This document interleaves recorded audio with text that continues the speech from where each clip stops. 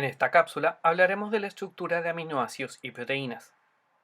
En la imagen pueden apreciar la estructura tridimensional de la hemoglobina, una proteína esencial para el transporte de oxígeno en nuestro organismo. Los aminoácidos son compuestos orgánicos donde un átomo de carbono une en forma simultánea un grupo ácido carboxílico y un grupo amino. En forma adicional, une un átomo de hidrógeno y un grupo radical o grupo R. Este grupo R es el que le da la identidad a cada uno de los aminoácidos conocidos. Se conocen 20 aminoácidos denominados aminoácidos estándar, los cuales se encuentran presentes en las proteínas de consumo diario.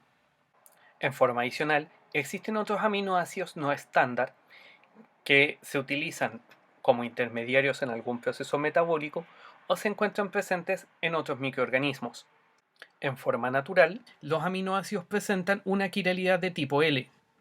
Para orientarnos en la quiralidad, ubicamos el grupo ácido carboxílico en la parte superior del átomo de carbono y el grupo amino a la izquierda del mismo átomo de carbono y el grupo R hacia abajo. Los aminoácidos presentan tres tipos de clasificación: por estructura, por origen dietario o por su uso metabólico.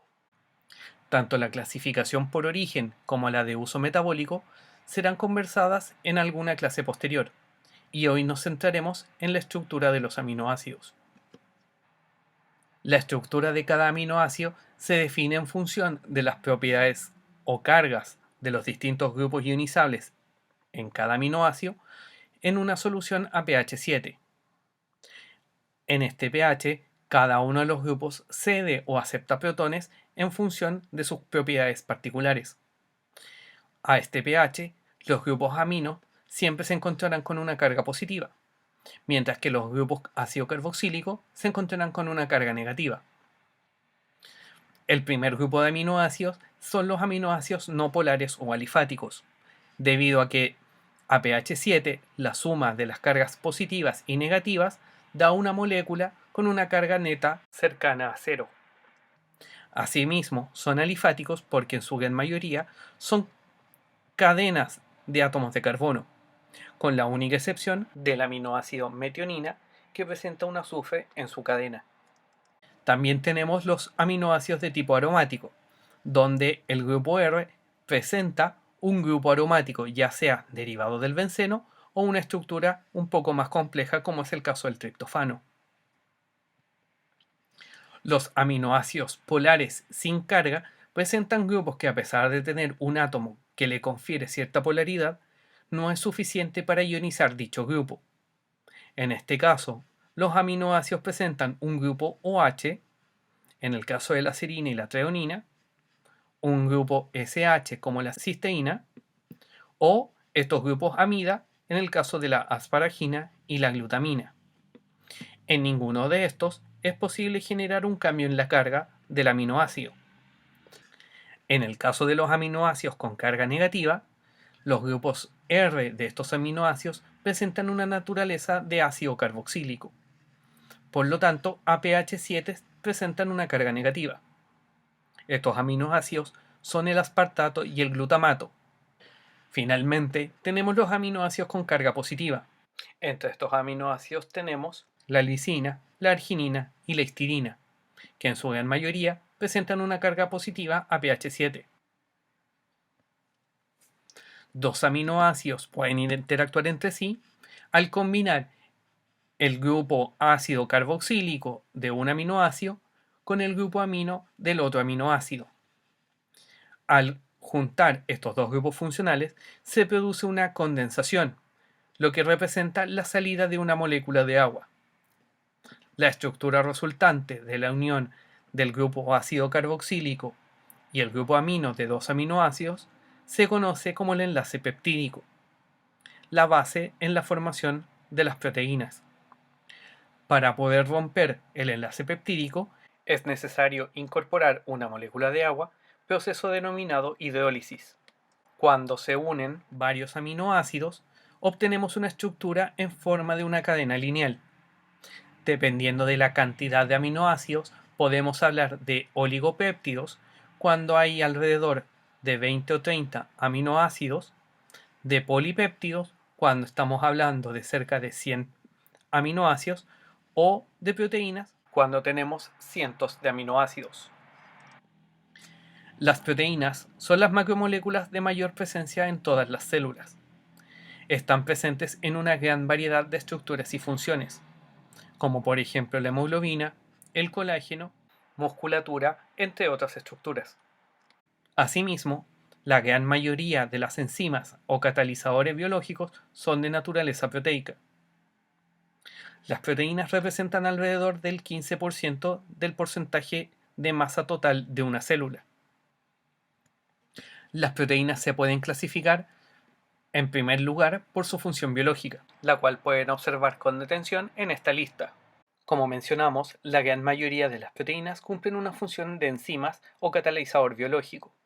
Otras proteínas funcionan como transporte, hormonas, proteínas contráctiles, de defensa como las inmunoglobulinas o anticuerpos, entre otras funciones. A partir de la secuencia de proteínas, puedo configurar distintos niveles de estructura. En la estructura primaria, nosotros tenemos la secuencia de aminoácidos que deriva de la información genética que nosotros llevamos. Una vez que se forma la estructura primaria a partir de la secuencia, esta proteína comienza a plegarse sobre sí misma, formando una estructura secundaria.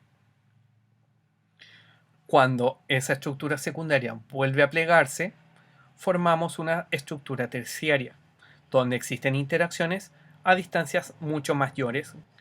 Existe un nivel o estructura cuaternaria en el cual dos o más cadenas de proteína interactúan entre sí a través de interacciones hidrofóbicas. La estructura, tanto en el nivel secundario, terciario y eventualmente cuaternario, depende de la secuencia en la estructura primaria. Cualquier cambio en la secuencia modificará la estructura de la proteína y con ello la función. En cuanto a la estructura secundaria, existen dos clases de estructuras prototipo que dependen de la presencia de interacciones débiles, denominadas puentes de hidrógeno. Estas estructuras secundarias se denominan alfa-hélice porque la cadena de proteínas genera un pliegue sobre un eje imaginario, o bien la estructura de hoja o sábana beta, en la cual la secuencia recorre un camino y luego se devuelve formando una especie de estructura plana. En el caso de la estructura terciaria, esta se encuentra definida por interacciones a grandes distancias dentro de la misma proteína. La mayoría de estas interacciones son de naturaleza débil, tales como los puentes de hidrógeno o los enlaces iónicos. Sin embargo, en este nivel de estructura también existe un tipo de unión covalente denominado puente disulfuro. El puente disulfuro se forma a partir de la reacción de oxidación entre dos aminoácidos cisteínas, particularmente entre sus grupos SH. Para generar la ruptura del puente disulfuro es necesario agregar agentes reductores de manera tal de volver el puente disulfuro a su estado SH. Finalmente, en la estructura cuaternaria, dos o más proteínas interactúan entre sí debido a la presencia de interacciones hidrofóbicas, que buscando aislarse del agua, interactúan entre sí. Cada unidad proteica presente en una estructura cuaternaria se denomina subunidad. Dependiendo de la cantidad de proteínas que forman la estructura cuaternaria, se puede hablar de oligómeros o multímeros. No necesariamente las subunidades de las proteínas deben ser iguales entre sí, como es el caso de la hemoglobina, en que en el adulto está formada por dos tipos de proteína, la hemoglobina A y la hemoglobina B. Otra clasificación de las proteínas es de acuerdo a su estructura. Las proteínas fibrosas presentan un alto contenido de alfa-hélice y son muy resistentes a la tensión mecánica. Este tipo de proteínas presentes en las estructuras musculares son por naturaleza insolubles en agua, debido a que presentan una gran cantidad de aminoácidos de tipo apolar. Por el contrario, las proteínas globulares presentan una estructura mucho más compacta que permite mantener las proteínas solubles en agua. Son de vital importancia ya que ocupan funciones como enzimas, proteínas de transporte, regulatorias, entre otras. También podemos clasificar las proteínas por su naturaleza. Cuando las proteínas solamente están compuestas por aminoácidos sin ningún elemento adicional, hablamos de proteínas simples. Existen además las proteínas conjugadas, donde las cadenas peptídicas presentan algún elemento no proteico, que puede ser algún metal, tales como el hierro, zinc o calcio, lípidos, como las lipoproteínas, o azúcares, denominados glucoproteínas. Esta característica o esta adición es esencial para su correcto funcionamiento. En la siguiente cápsula hablaremos de los carbohidratos o azúcares.